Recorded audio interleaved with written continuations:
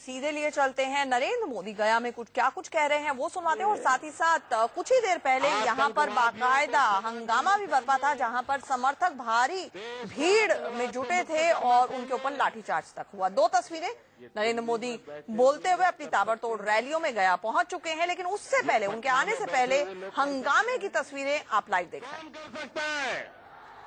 कौन कर सकता है? कौन कर सकता है? भाइयों बहनों, हिंदुस्तान की धरती पर से निर्दोषों को मौत के घाट उतारने वाले, इस धरती को लहूलुहान करने वाले आतंकवाद को खत्म करने का हमें संकल्प करना होगा।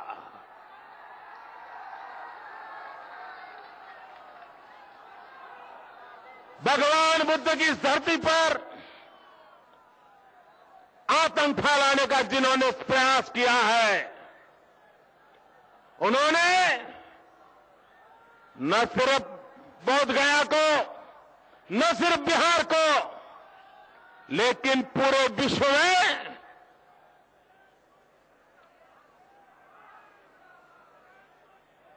बुद्ध प्रेमी देशों को भारत से नाता तोड़ने के लिए एक धमकी भरा प्रयास किया हुआ है। भगवान बुद्ध के कारण लाखों टूरिस्ट हमारे इस बिहार में आते हैं। उसके कारण बिहार के लोगों को रोजी रोटी मिलती है।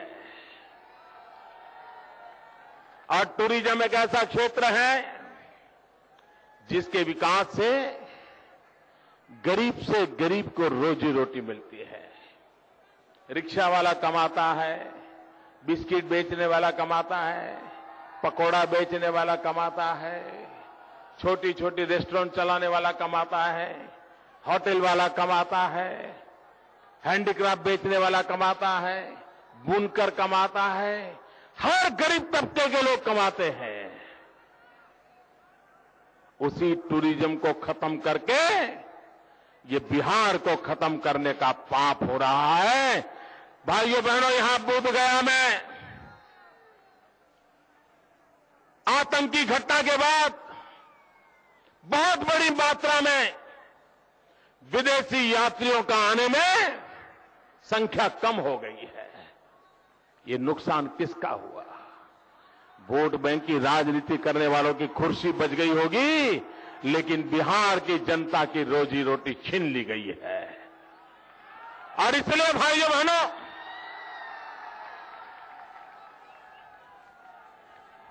आतंकवाद इस देश पर एक बहुत बड़ा खतरा बना हुआ है।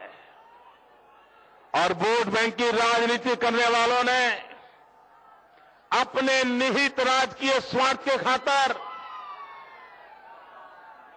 इसे पाला पोसा है, इनको पनाह दी है,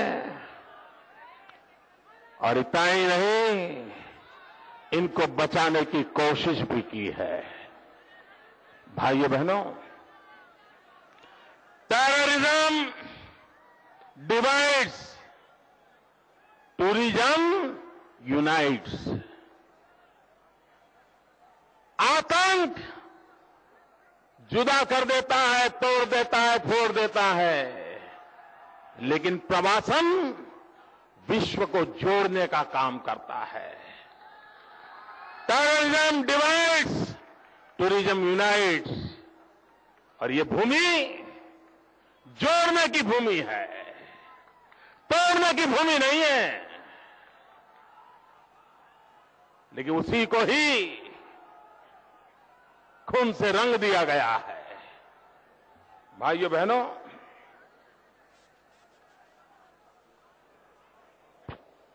मैं जरा पूछना चाहता हूं,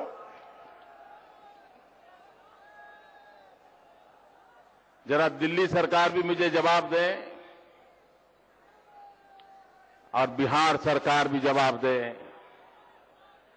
और जो अभी जेल से आए हैं वो भी जवाब दें।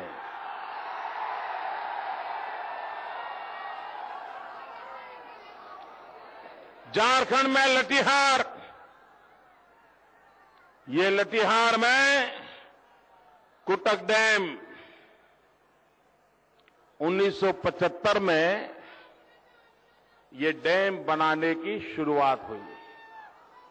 1975 में डैम बनाने की शुरुआत हुई, लेकिन भाइयों बहनों,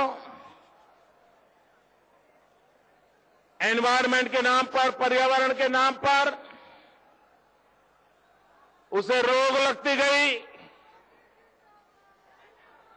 अब तक उस पर 800 करोड़ रुपया खर्च हो चुका है। ये पैसा किसका है? बिहार की गरीब जनता की मेहनत का पैसा है, बिहार के नागरिकों का पैसा है। लेकिन उसके बावजूद भी दिल्ली में बैठी हुई सरकार के पर्यावरण मंत्रालय ने उस पर रोक लगा दी और वो प्रोजेक्ट अटका पड़ा है। अगर यह प्रोजेक्ट पूरा हुआ होता तो भाइयों बहनों, उसका करीब 85% पानी बिहार को मिलने वाला था, 15% पानी झारखंड को मिलने वाला था। और इस पानी से औरंगाबाद, गया, जहानाबाद और काराघाट के 25 लाख किसानों को लाभ होने वाला था। ये 25 लाख किसानों के भाग्य को ताला लगाने वाले कौन है भाइयों? एक किसानों के भाग्य को तबाह करने वाले कौन है? एक योजना को 800 करोड़ रुपए खर्च होने के बाद भी लटकाए रख करके आपके भविष्य को जो लटकाए रखते हैं, उन लोगों ने इसे बर्बाद किया है। भाइयों बहनों, कल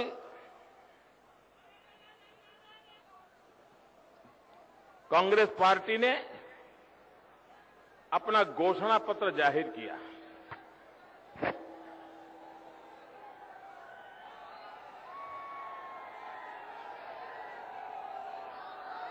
भाइयों बहनों, घोषणा पत्र का मतलब होता है कि पॉलिटिकल पार्टी जनता जनार्दन को विश्वास देती है कि हम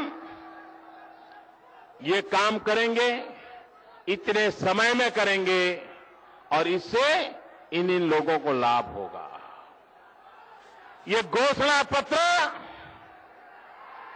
जनता और राजनीतिक दल के बीच का एक पवित्र बंधन होता है, पवित्र दस्तावेज होता है।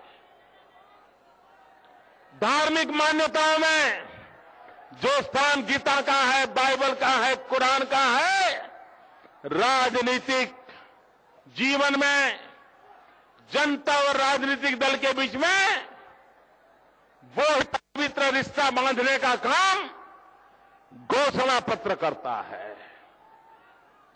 लेकिन दिल्ली में बैठे हुए कांग्रेस के नेताओं के लिए घोषणा पत्र एक मजाक है, मखौल है।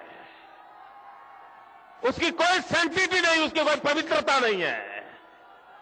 उनके दिल दिमाग में वो चुनाव जीतना का एकमात्र हथकंडा है और वो मानते हैं कि लोग भूल जाएंगे, जनता भूल जाएगी। कांग्रेस के लोग कान खोल करके सुन लो, वो जमाना चला गया, अब जनता भूलने वाली नहीं है, अब जनता भूलने वाली नहीं है। और कांग्रेस पार्टी की हिम्मत देखिए, झूठ बोलने की इनकी ताकत देखिए, लोगों की आंख में धूल झोंकने की इनकी हिम्मत देखिए। कल उन्होंने चुनावी घोषणा पत्र घोषित किया। अब की आंख में धूल झोंकने की इनकी हिम्मत देखिए। कल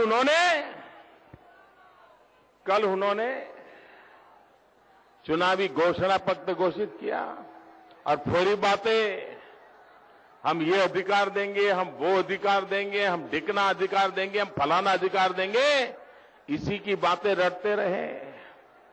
जब कल उनके घोषणा पत्र की बात मैंने अखबार में पढ़ी तो मुझे विचार आया, एक बार एक शिकारी जंगल में शिकार करने गया। वो शेर का शिकार करना चाहता था। काफी घुमा लेकिन कहीं शेर नजर में नहीं आया। तो वो अपनी गाड़ी खड़ी करके थोड़ा टहलने के लिए निकला। इतने में एक कोने से शेर आकर के खड़ा हो गया। अब ये अपनी बंदूक गाड़ी में छोड़ के आया था। शेर सामने खड़ा हो गया। अब करे क्या? तो इसने क्या किया, अपनी जेब से राइफल का लाइसेंस निकाला और शेर को लाइसेंस दिखाया। मेरे पास लाइसेंस है, मेरे पास लाइसेंस है। भाइयों बहनों, ये दिल्ली की सरकार आपको ये अधिकार, वो अधिकार, ये राइट, वो राइट, वो एक्शन करने के लिए तैयार नहीं है। भाइयों, देश तुम्हारे एक्ट से तंग आ चुका है। देश को एक्शन चाहिए। उन्होंने इस बार फिर से अपने चुनावी घोषणा पत्र में कहा है, उन्होंने कहा है, भाइयों बहनों, कांग्रेस के घोषणा पत्र की मैं जरा विस्तार से आज बात करना चाहता हूं। कांग्रेस ने अपने घोषणा पत्र में कहा है कि वे महंगाई कम करेंगे। आपको भरोसा है? आपको भरोसा है? मुझे बताइए उनकी झूठ बोलने की हिम्मत कैसी है। देखिए आप उनका ट्रैक रिकॉर्ड देखिए। अरे 100 दिन में महंगाई कम करने का वादा किया था। महंगाई कम करने की बात छोड़ो, महंगाई आसमान पर पहुंच गई। गरीब के घर में चूल्हा नहीं जलता है। उन्होंने ये कहा है इस चुनावी मैनिफेस्टो में कि वे मैन्युफैक्चरिंग क्षेत्र में 10% वृद्धि सुनिश्चित करेंगे। और उनका ट्रैक रिकॉर्ड कैसा है? ये 10% का वादा कर रहे हैं।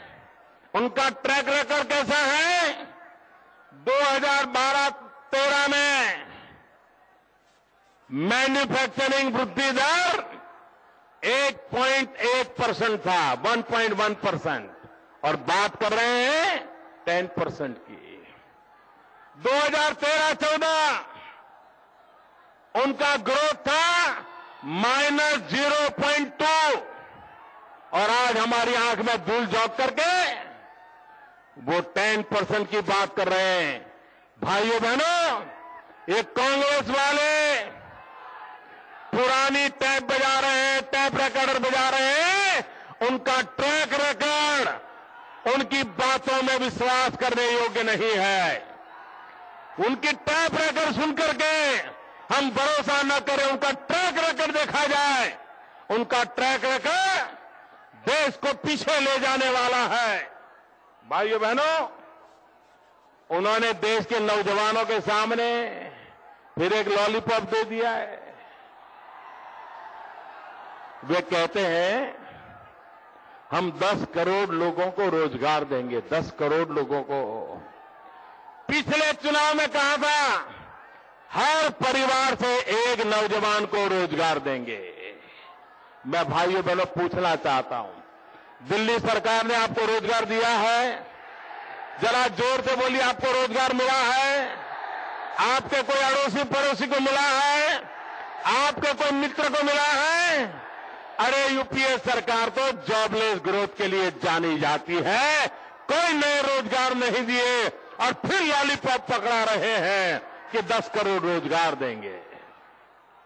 भाइयों बहनों, उन्होंने 10 करोड़ लोगों को स्किल डेवलपमेंट का वादा किया है। हुनर सिखाएंगे, कौशल्यवर्धन करेंगे। उनका ट्रैक रिकॉर्ड क्या है? ये वादा उन्होंने पिछले चुनाव में भी घोषणा पत्र में किया था, लेकिन भाइयों बहनों, उन्होंने कोई काम नहीं किया। एक के बाद एक कमेटियां बनाते गए, प्रधानमंत्री की अध्यक्षता में कमेटियां बनी, कभी कमेटी की मीटिंग नहीं हुई और कोई स्किल डेवलपमेंट का काम नहीं हुआ। गुजरात जब स्किल डेवलपमेंट में आगे बढ़ रहा था, आखिर मनमोहन सिंह जी की सरकार को कहना पड़ा कि गुजरात का मॉडल स्वीकारो और देश की सरकारों को बताओ भाई गुजरात की तरह कर दो। कोई काम नहीं किया। भाइयों बहनों, वो कहते हैं भ्रष्टाचार विरोधी कानून लाएंगे। आपके गले उतरता है भाई? कांग्रेस भ्रष्टाचार खत्म कर सकती है? कांग्रेस का भ्रष्टाचार खत्म करने का इरादा है? अरे पूरी एबीसीडी अब नई लिखी जा रही है, A to Z। A for Adarsh घोटाला, B फॉर बोफोर्स घोटाला, C फॉर कोयला घोटाला, Z तक जीप घोटाला पहुंच जाता है। ये नई एबीसीडी भ्रष्टाचार की लिखने वाली कांग्रेस पार्टी, उसके मुंह में हम भ्रष्टाचार दूर करेंगे, ये उनके मुंह में शोभा नहीं देता है। ये कांग्रेस पार्टी कह रही है।